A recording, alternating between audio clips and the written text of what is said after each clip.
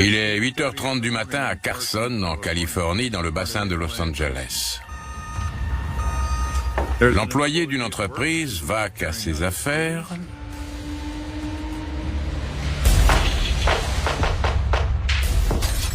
Quand il entend des rafales de coups de feu à l'extérieur. En percevant ce son caractéristique, il se baisse instinctivement. Quand la fusillade s'arrête, il sort sur le parking et découvre un SUV rouge avec une femme à l'intérieur couverte de sang et affalée sur le volant.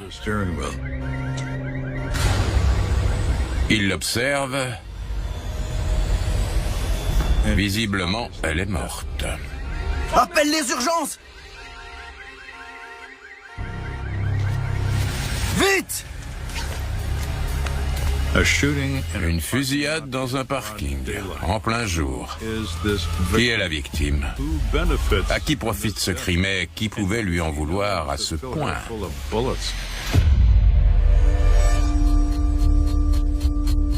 Tout au long de ma carrière, j'ai enquêté sur des affaires de meurtre. Mais je ne suis pas le seul à avoir répondu à l'appel du devoir. D'autres comme moi sont nés pour résoudre l'insoluble, pour mettre la main sur des tueurs impitoyables et pour rendre justice aux victimes. C'est ça, être un American Detective.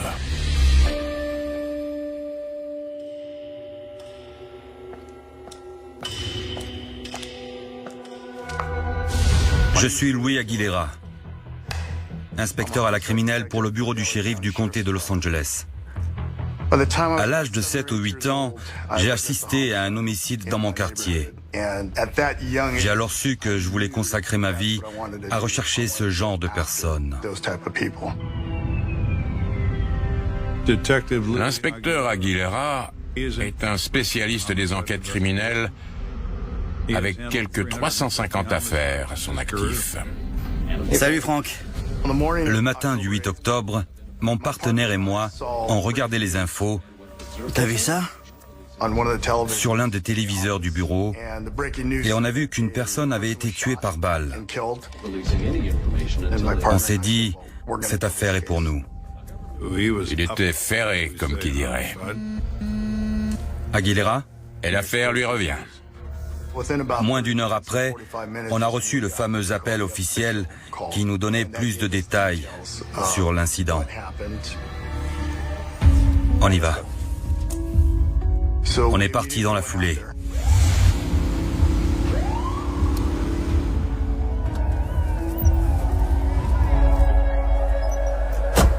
Sur place, l'officier de terrain nous a briefé. La victime était une femme de 30 ans, répondant au nom de Veronica Reyes. Les employés de l'entreprise la connaissent. Ils disent qu'elle a des enfants, qu'elle est probablement mariée et qu'elle a dû être tuée au moment d'arriver à son travail. Après les coups de feu, des collègues sont sortis et l'ont trouvée là. Elle était responsable dans une entreprise de logistique. D'après ses collègues, c'était une femme joviale qui travaillait dur. On a tout de suite vu la victime. Elle était allongée par terre, recouverte par un drap. Les coups de feu ont défiguré cette femme. Elle a reçu 2 balles dans la tête, dont une qui lui a brisé la mâchoire, lui déformant le visage. La mort déforme, elle aussi. J'ai remarqué comme des pointillés sur son visage. Quand il y a de la poudre à canon, des métaux et d'autres choses sur le visage, ça indique que les coups de feu ont été tirés à bout portant. Le suspect se trouvait juste au-dessus d'elle. En traversant le parking, j'ai vu de nombreuses douilles de balles. On a aussi remarqué que les vitres de la voiture avaient volé en éclats et qu'il y avait des impacts de balles sur la carrosserie. Il récupère 8 douilles à l'intérieur même du véhicule. C'est du calibre 40. Le tireur était si proche que quand les douilles sont sorties de l'arme, elles sont entrées par la vitre brisée et ont fini sur le plancher de la voiture. C'est une tentative de vol de voiture? Pas sûr. On se demande toujours comment et pourquoi le crime a eu lieu. Est-ce un vol de voiture? Non. Pourquoi? Trop de coups de feu. Ni la voiture, ni rien d'autre n'ont été volés. C'est un meurtre pur et simple, pas un vol de voiture. Il y a un autre véhicule ici. L'agent de patrouille désigne un 4x4 qui a été légèrement endommagé, frotté ou frôlé au niveau du pare-choc, ainsi qu'un arbuste certainement écrasé par une voiture. Est-ce lié au crime? Probablement. Est-ce qu'on a des vidéos de surveillance? Pas encore.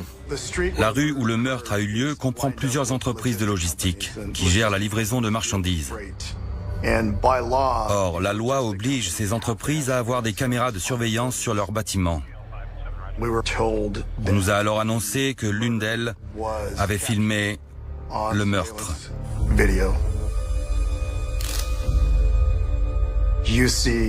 Sur les images, on voit Veronica arriver sur le parking dans sa voiture rouge.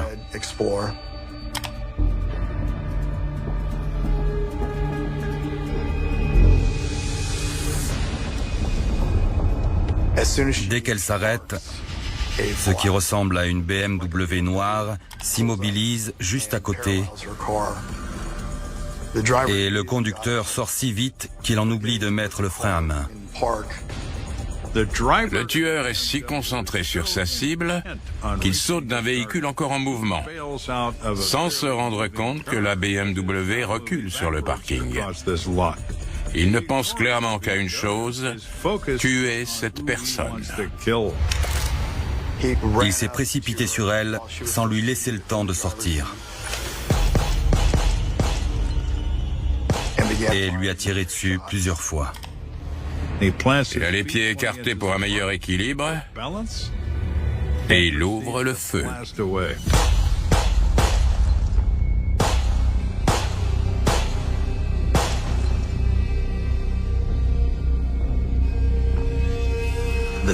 La terreur qu'a dû ressentir Veronica à ce moment-là, c'est à ça que j'ai pensé en découvrant ces images. Je me suis mis à sa place, en me demandant ce que je ferais si on me tirait dessus. Elle tente de faire marche arrière pour s'enfuir, mais il est déjà trop tard. Sa voiture est alors en roue libre. Elle recule toute seule parce que la conductrice est décédée jusqu'à ce qu'un mur arrête sa course. Le tueur constate alors que sa voiture a elle aussi reculé, qu'elle a touché un autre véhicule et a fini dans les buissons. Il sprinte, remonte dedans et disparaît en s'engageant dans la rue. Quand on voit des images pareilles, on aimerait que quelqu'un lui ait dit « N'allez pas travailler. Pas aujourd'hui, pas sur ce parking. » C'est très dur à regarder. Ces images sont bonnes dans le sens où elles montrent ce qui s'est passé. On voit le type de voiture et on obtient une description globale du suspect. On distingue sa casquette, son t-shirt et ses chaussures. Mais on n'a pas de numéro d'immatriculation ni aucun détail marquant concernant le tireur. C'est donc un meurtre qui a été filmé, rien de plus. Il serait bon de retrouver cette voiture. L'enquêteur en chef lance donc un avis de recherche sur une BMW noire, conduite par un homme armé et potentiellement dangereux. S'il vous plaît, ma sœur travaille ici. Un parent de Veronica est arrivé. On a l'obligation de parler à la famille. C'est dur, mais je ne suis pas là que pour résoudre une enquête. Je dois m'occuper de ces gens. Je peux vous aider ? Je parlais à ma sœur sur son portable alors qu'elle arrivait au travail et j'ai l'impression que quelque chose de grave est arrivé. J'ai entendu des crépitements. Soudain, au milieu de la conversation, elle entend sa sœur crier « Oh non! Oh non !» Puis des bruits d'explosion qui ressemblent à des coups de feu. Éloignons-nous un peu. Elle ignore manifestement ce qui s'est passé après le « Oh non !» et les bruits intenses. C'est à Louis de le lui annoncer. Votre sœur a été tuée. Non! C'est terrible, mais nécessaire d'annoncer la mort d'un proche. Elle est dévastée par la nouvelle. Non! Avant de lui poser des questions, l'inspecteur la laisse reprendre ses esprits. Y a-t-il quelqu'un qui aurait pu lui en vouloir? En tant qu'enquêteur criminel, on ne s'intéresse pas uniquement au suspect, mais également à la victime. Je voulais donc avoir un aperçu le plus rapidement possible de ce qui se passait dans la vie de Veronica. Tout le monde l'aimait. C'était une super maman et une super sœur. Ma sœur et moi étions très proches. C'était le ciment de la famille. Une mère formidable, une bonne amie et une sœur incroyable. Et mes parents diraient sûrement la meilleure fille qui soit. Ma mère était très... Je sais pas si pétillante est le mot juste, mais elle avait beaucoup de personnalité. Elle aimait les gens, elle aimait danser, elle aimait rire. Son rire était loufoque, mais contagieux. Elle avait 4 jeunes enfants qu'elle avait eus avec son mari Carlos, dont elle avait partagé la vie pendant 9 ans. Ils s'étaient rencontrés au lycée. Donc c'était un amour de jeunesse. Ils sont encore ensemble? Ils sont séparés depuis peu. Quand elle l'a quitté, je lui ai dit de reprendre sa vie en main. Elle allait de l'avant. Elle redevenait indépendante. Je lui ai dit, vas-y, sors avec tes amis, je gère les enfants. Elle sortait et fréquentait d'autres gens. Sa sœur explique à l'inspecteur que Veronica a rencontré d'autres hommes au cours des 2 derniers mois. Qui sont-ils? Je suis navré. Et peuvent-ils être impliqués? Bien sûr que oui. Quelqu'un l'est, forcément. C'est un proche de la victime. Les meurtriers ont un mobile. On ne connaît pas encore celui-ci. Ça pourrait être quelqu'un qu'elle a rencontré récemment. La question est, qui? La police cherche qui, dans la mégalopole qu'est Los Angeles, a pu prendre la vie de Veronica Reyes. Alors qu'il se penche sur les nouvelles fréquentations de Veronica, l'inspecteur Aguilera espère que l'autopsie lui en dira plus.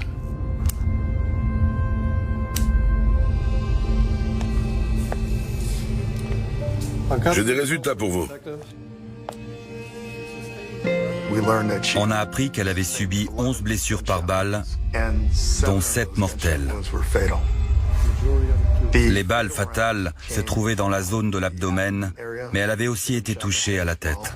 L'arme est un Glock de calibre 40. Pas d'autres armes impliquées, aucune blessure à l'arme blanche, rien de tout ça.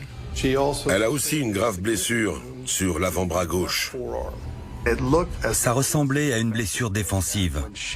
Quand elle a vu l'agresseur s'approcher, alors qu'elle se garait, elle a levé le bras gauche pour se protéger de ce qu'il s'apprêtait à faire. Veronica Reyes a passé les dernières secondes de sa vie à tenter de se protéger, afin de rester en vie pour ses enfants. Malheureusement, en vain.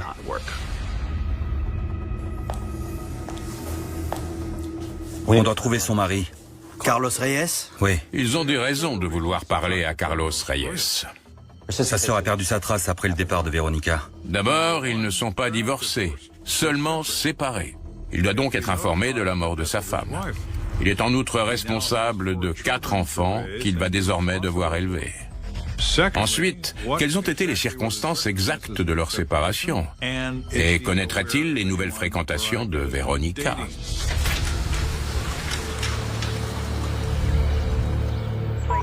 En bon enquêteur qu'il est, Louis Aguilera saisit le nom du mari dans le système informatique.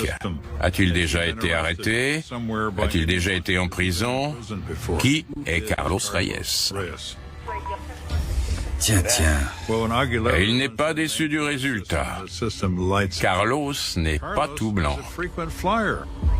Il fait partie d'un gang, les Wilmas 13, le plus ancien gang hispanique de South Central. Un groupe particulièrement dangereux. J'ai travaillé 12 ans dans la police des gangs avant d'entrer dans la criminelle. Et il y a des gangs partout à Los Angeles, principalement afro-américains et hispaniques. C'est un véritable fléau pour la société. C'est un syndicat du crime, la culture du narcotrafic, des armes à feu, de la violence. Personne n'est épargné. Le grand sud de Los Angeles, la ville de Compton et ses alentours, se trouve être une zone à forte criminalité. Les gangs y ont une très forte influence. Il y a des dealers et des toxicomanes, avec les crimes violents qui en résultent. Los Angeles et le comté de Los Angeles ont toujours souffert des gangs depuis des milliers d'années. Les tongs chinois, les yakuza japonais, la Cosa Nostra sicilienne, et j'en passe. Ces gangs existent parce qu'ils apportent à leurs membres quelque chose qu'ils ne trouvent pas chez eux. L'amour, le respect, l'acceptation, la discipline, le sens du devoir, toutes ces choses que l'être humain apprécie. Un sentiment d'appartenance. Et en échange, ces entreprises criminelles exigent une loyauté absolue. C'est la condition pour obtenir toutes ces autres choses. Les gangs sont un problème d'ordre social causé par un manque d'éducation, par l'incompréhension et par tout ce que la société a de déréglé. C'est à cause de ça que les gangs, dans les années 70 et 80, ont décidé d'adopter la stratégie des grandes entreprises. Ils ont créé des franchises. Ils ont créé, dans tout le pays, des petits groupes de Crips, de Bloods, entre autres, pour vendre leurs stupéfiants. Et les membres originels de ces entreprises criminelles en ont alors composé le conseil d'administration. Ils se sont énormément enrichis en vendant de la drogue à travers le pays. Une chose banale à Los Angeles et dans le comté de Los Angeles. Il y a beaucoup de rivalité entre les gangs, mais si vous demandez à un jeune membre d'un gang pourquoi il déteste celui d'en face, je peux vous garantir qu'il ne saura pas quoi répondre. Il sait seulement qu'il a été formaté pour haïr les gars d'en face parce que leur gang porte un autre nom. T'en penses quoi? Vengeance d'un gang rival? Possible. L'inspecteur s'interroge. Carlos aurait-il contrarié des membres d'un autre gang de rue qui auraient alors décidé de lancer des représailles non seulement sur Carlos, mais aussi sur sa famille? Il faut aller voir Carlos Reyes. Ont-ils tué Veronica pour montrer à Carlos qu'ils étaient très sérieux? Si l'époux fait partie d'un gang, c'est forcément une piste. Il faut alors envoyer une équipe sur le terrain pour poser des questions. Aguilera dépêche une unité chez les Reyes pour s'assurer qu'aucune action menée par un gang n'est en cours. Bureau du shérif, ouvrez!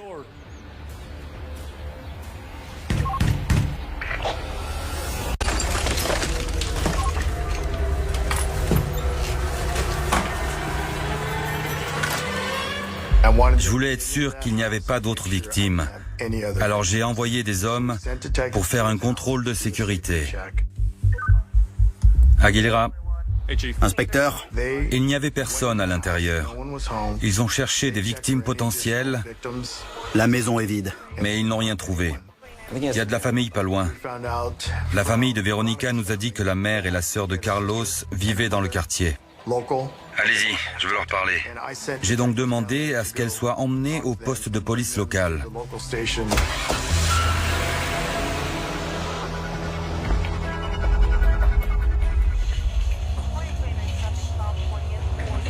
Merci d'être venu. Quand je leur ai parlé, elles étaient au courant pour le meurtre. Elles sont aussi restées évasives quand je leur ai posé des questions sur Carlos et ses déplacements. Quand l'avez-vous vu pour la dernière fois? Je sais pas, je me souviens pas. Ou sur ce qui venait de se passer. Sa propre mère ne sait pas où il est? C'est la réponse classique, quand des gens ne veulent pas être impliqués. Où est Carlos? Je n'en sais rien, je ne me souviens pas où il est allé. Vraiment? Vous ne savez pas où est votre propre frère? Elle sait très bien, mais elle ne le dira pas. Merci pour votre temps. Au cours de leur interrogatoire, ces deux femmes ne nous ont pas été d'une grande utilité. Mais quand on enquête sur un meurtre, il faut étudier toutes les pistes qui se présentent. Il nous fallait plus de preuves.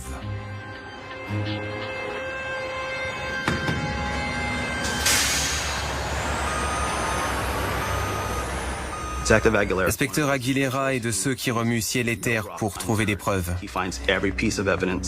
Et il a appris qu'un shérif adjoint avait repéré une BMW noire abandonnée, non loin de la scène de crime. Un agent de patrouille voit une BMW noire correspondant à l'avis de recherche de Louis Aguilera.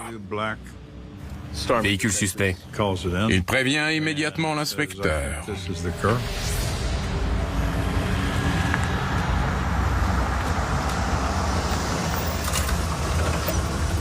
C'est bien elle? Oui, le pare-choc est abîmé, comme vous l'avez dit. Il y avait sur cette voiture des dégâts qui étaient cohérents avec les images de surveillance, notamment des bouts d'arbustes sur lesquels elle avait roulé. En voyant ça, l'inspecteur n'a plus de doute. Oui, c'est bien ce véhicule. Demande un mandat au procureur. Ça marche. Il y a peut-être des empreintes, des traces d'ADN, des armes, des munitions, qui sait. C'est la voiture du tireur, c'est sûr. Mais qui est-il? Les enquêteurs obtiennent un mandat pour analyser la voiture. Ils y trouvent des canettes et tout un tas d'autres objets sans intérêt. Puis, il découvre qu'il y a aussi un portefeuille. Étrangement, son propriétaire a oublié de le prendre. Dans le portefeuille, il voit un permis de conduire avec la photo de Carlos Reyes.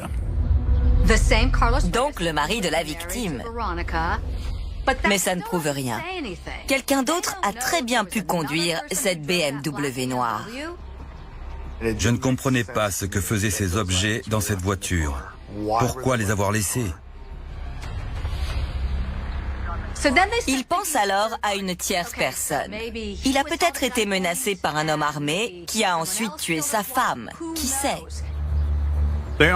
Il trouve aussi la facture d'un hôtel situé à proximité pour une chambre utilisée la nuit précédant le meurtre. Et cette facture est au nom de Paige Sanchez. La question était alors, qui est cette femme? Pour le savoir, on s'est rendu dans cet hôtel afin d'en visionner les images de vidéosurveillance.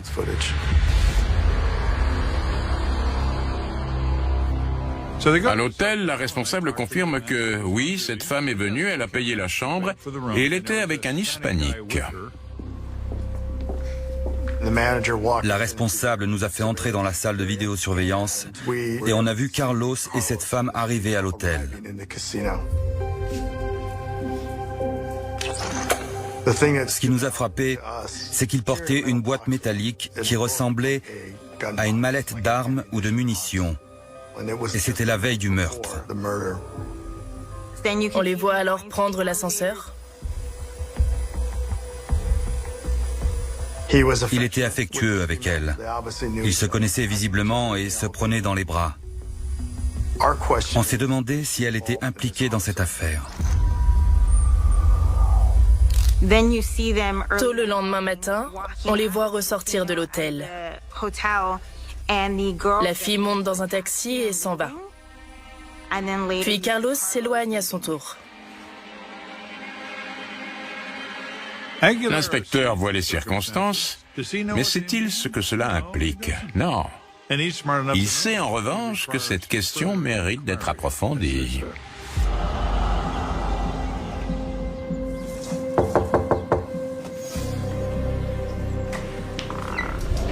Oui? Bonjour, inspecteur Aguilera. Quand ils arrivent chez Paige Sanchez, celle-ci semble troublée par leur présence. Vous connaissez Carlos Reyes?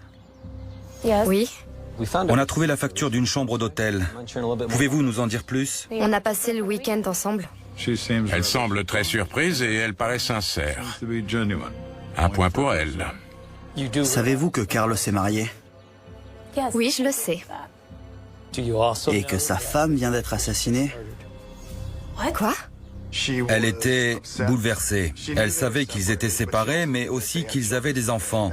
Et savoir que ces derniers avaient perdu leur mère l'a beaucoup attristée. Je ne le connais que depuis 3 mois. Elle nous a dit qu'ils avaient beaucoup bu les jours précédents.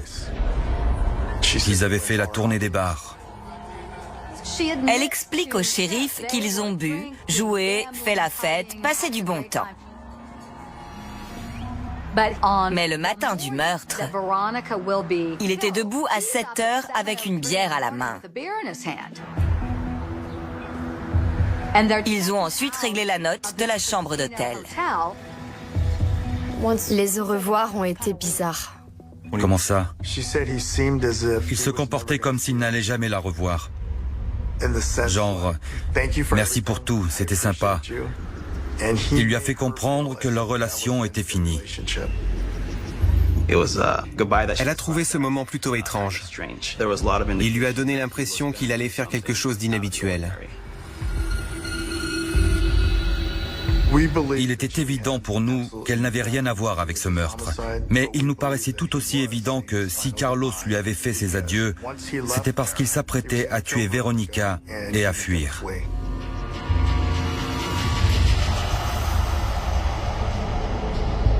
Il retourne voir la sœur de la victime pour en savoir plus sur les relations entre Veronica et Carlos. Elle m'en avait jamais parlé, sauf à la fin. Oui, ça prenait une très mauvaise tournure. Je sais qu'une semaine ou 2 avant que ça arrive, il a volé son sac et cassé les vitres de sa voiture. Là, on a su que ça n'allait pas du tout. Lucy révèle ensuite que si Veronica a demandé le divorce, c'est parce que Carlos était un mari violent. Et pourquoi tu dis ça? Pour résumer ma relation avec lui, c'était mon père, mais c'était surtout Carlos. Je sentais quand il allait se disputer avec ma mère. Il avait une expression très méchante sur le visage. Il serrait les poings, puis il explosait, donnant des coups de poing dans les portes et dans les murs. Quand il était furieux, ivre ou défoncé, on poussait l'armoire contre la porte de notre chambre et on attendait qu'il parte. Au cours de l'enquête, on a appris qu'elle avait demandé le divorce environ 11 jours avant d'être abattue. C'était le signe qu'elle était prête à tourner la page, à mettre fin aux effets cycliques de cette violence domestique.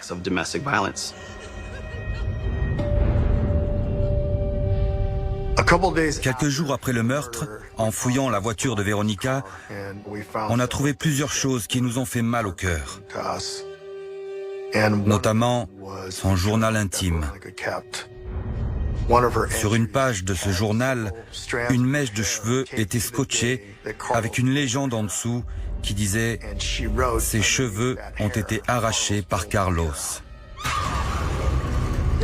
Dès qu'elle est venue nous dire ce qui se passait, mon mari et moi lui avons donné de l'argent pour financer son divorce. Et on l'a aidé à partir. Il y avait plusieurs choses intéressantes dans ce journal intime.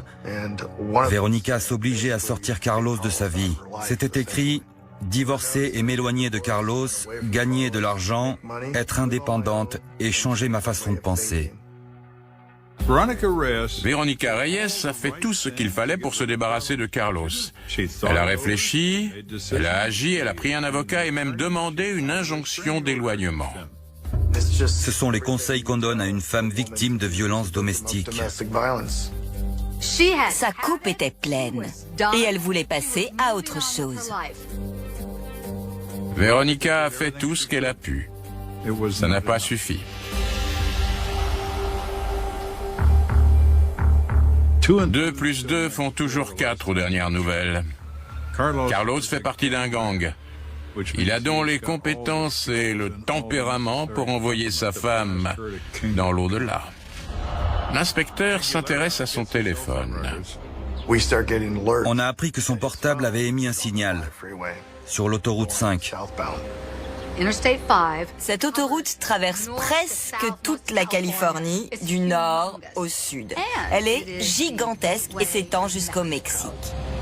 Ce qu'il fait est évident. Et s'il traversait la frontière, on risquait de ne jamais le retrouver. Il essaie de disparaître au Mexique. S'il y parvient, il deviendra quasiment invisible.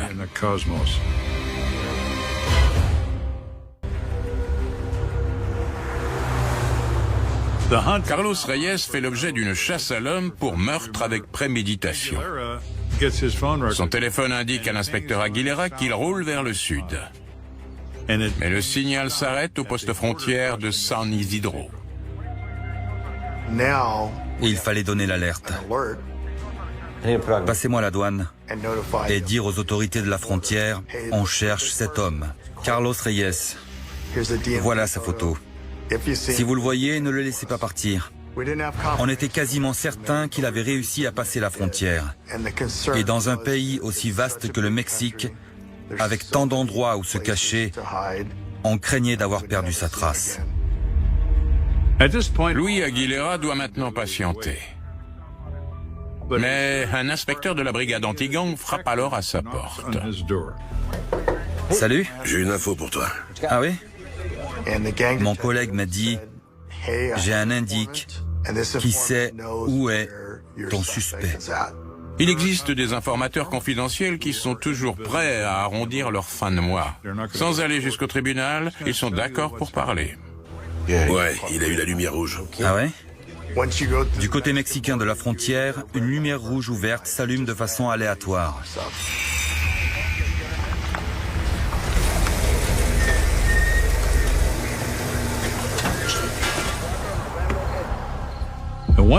Et quand ils décident de fouiller votre voiture, ils ne font pas semblant. Ce n'est pas seulement leur travail, c'est leur spécialité. S'il y a quelque chose au fond du réservoir d'essence, ils le trouveront. Et il y avait une arme cachée derrière l'autoradio de Carlos Reyes.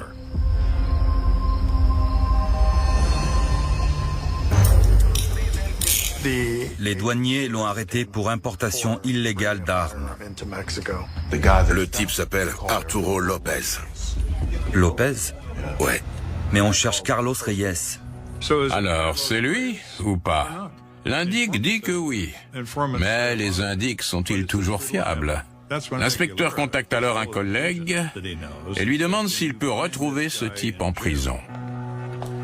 Guillermo? C'est Louis. J'ai appelé l'agent spécial Guillermo Ayon, qui est spécialisé dans la recherche de personnes au Mexique. Lui, il a un réseau que nous n'avons pas. En admettant qu'il avait utilisé une fausse identité, on a comparé les individus qui avaient été arrêtés le jour de son passage. Et on l'a trouvé sous un faux nom. Il n'a pas fallu longtemps pour que Guillermo m'annonce qu'il l'avait trouvé. Il nous a envoyé une photo du Mexique. Et l'homme qu'on voyait sur cette photo ne pouvait être que Carlos Reyes. À la frontière, pendant que sa voiture est fouillée, le conducteur du véhicule se présente sous le nom d'Arturo Lopez et fournit une fausse pièce d'identité. Car il sait qu'il est recherché. Pas de chance, Carlos. On vient de vous retrouver. J'étais ravi, mais aussi inquiet, car il était au Mexique.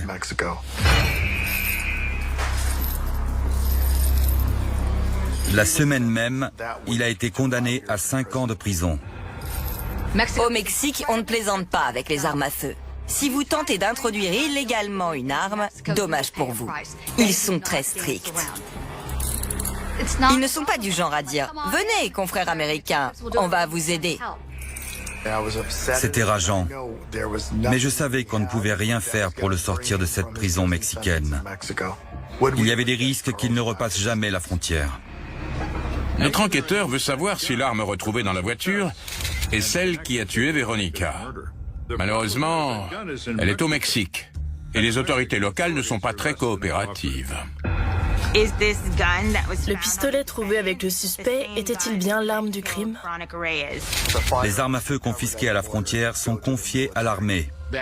Cette arme était dans la salle de pièces à conviction de l'armée mexicaine à Tijuana. On s'est rendu sur place pour tirer avec cette arme afin d'en rapporter les balles et les douilles et de les comparer avec ce qu'on avait à Los Angeles. Ils utilisaient une technique basique, en l'occurrence des annuaires. Les bons vieux annuaires jaunes qu'on a tous connus. Il y a longtemps, les tests balistiques se faisaient avec des annuaires qui arrêtent les balles. Il n'y en a plus aujourd'hui aux États-Unis, mais au Mexique, oui. Ils ont donc fait ça à l'ancienne, en posant 3 annuaires dans une boîte en carton et en tirant une balle dedans.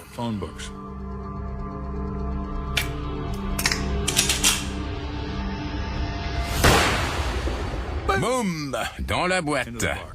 La balle s'est logée dans le 3e annuaire. Elle en a traversé 2, mais pas 3. Peu conventionnel, certes, mais efficace.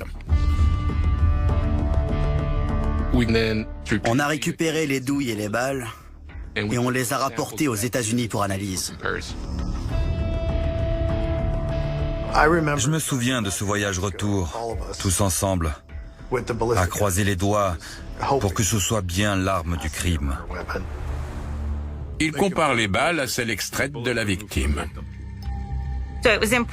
C'était important de voir le motif sur la balle et de le comparer aux balles trouvées sur la scène de crime. C'est comme une empreinte digitale. Ok, merci. Une personne m'a appelé pour me dire « Louis, c'est pour te dire que c'est la même arme à 100%. » En plus des autres éléments recueillis dans ce dossier, cette preuve nous a permis de le faire arrêter. C'était pour moi un grand soulagement. Les enquêteurs ont à présent une idée assez claire du déroulement des événements. Veronica Reyes rencontre un homme, Carlos Reyes. Ils se marient. Petit à petit, ce dernier dévoile la face violente de sa personnalité. Ça commence par des mots, des remarques, puis il la bouscule. Puis arrive la première gifle. Mais Veronica refuse de vivre de cette façon et demande le divorce. C'est l'humiliation ultime pour lui. Cette demande de divorce a été la goutte d'eau.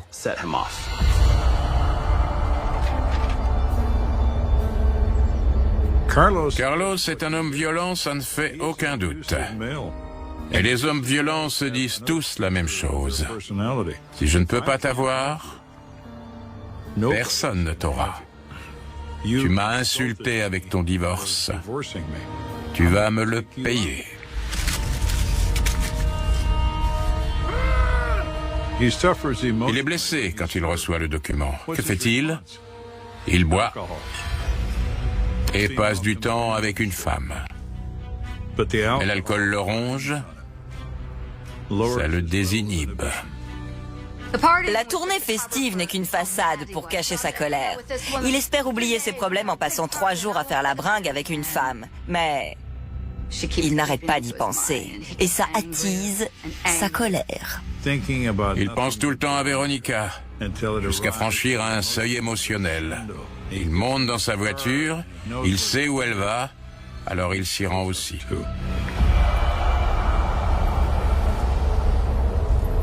Il était sûrement sur place un peu avant, au cas où Veronica arriverait plus tôt, et il a attendu qu'elle entre sur le parking au volant de sa voiture.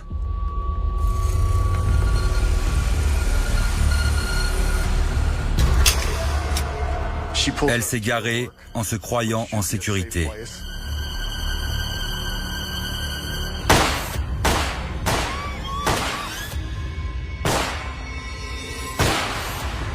et elle se fait abattre par son mari, le père de ses enfants, qui s'enfuit au Mexique. Curieusement, il laisse une voiture immatriculée à son nom avec son portefeuille à l'intérieur. Le Mexique a refusé de l'extrader avant qu'il ait purgé sa peine. Je me suis demandé si on allait réussir à garder sa trace dans le système carcéral mexicain pendant 5 ans. Reyes profite du niveau de corruption qui ronge le système pénal mexicain pour payer des gardiens qui le font passer d'une prison à une autre afin de brouiller les pistes. Il fallait absolument veiller à ce que M. Reyes ne parvienne pas à acheter sa libération. Le directeur de la prison nous a alors dit « Je vous dirai si ça change, mais il est encore là. » Finalement, à l'approche de sa libération, on a contacté l'équipe d'extradition de notre bureau afin d'organiser le retour de Carlos Reyes aux États-Unis. Quand ils l'ont sorti de cette prison, il a été transféré par avion jusqu'aux États-Unis, sous la responsabilité d'un US Marshal.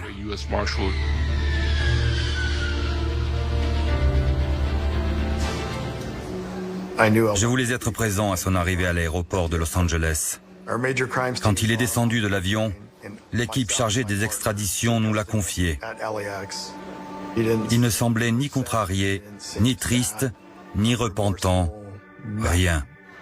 De façon factuelle, bienvenue Reyes. Il a demandé la date du procès. On l'a emmené au poste de police local où on l'a inculpé pour meurtre. Il a été déclaré coupable de meurtre avec préméditation, harcèlement et usage d'une arme à feu et condamné à la perpétuité dont 55 ans incompressibles. Pour un crime commis le 8 octobre 2008, il ne sera condamné aux États-Unis qu'en 2015, soit 7 ans plus tard. Tous les jours, j'apprends à faire face. C'est pour ça que je porte son collier, pour qu'elle soit plus proche de moi et que je me sente plus proche d'elle. Car la vie sans elle est très dure. Ça fait mal. On a retiré toute notre épargne pour acheter une maison qui pouvait accueillir les enfants. Et après 2 semaines en famille d'accueil, ils sont venus vivre avec nous. J'espère qu'elle est fière de ce qu'on a fait. Je me dis encore aujourd'hui que j'aurais préféré ne pas hériter de cette affaire parce que ça n'aurait jamais dû arriver. C'est comme jeter une pierre dans un lac. Les effets sont durables. 4 enfants privés de leur mère et qui n'ont jamais vraiment eu de père. Même s'ils s'épanouissent aujourd'hui, tous rêvent de revoir leur mère. Mais c'est impossible.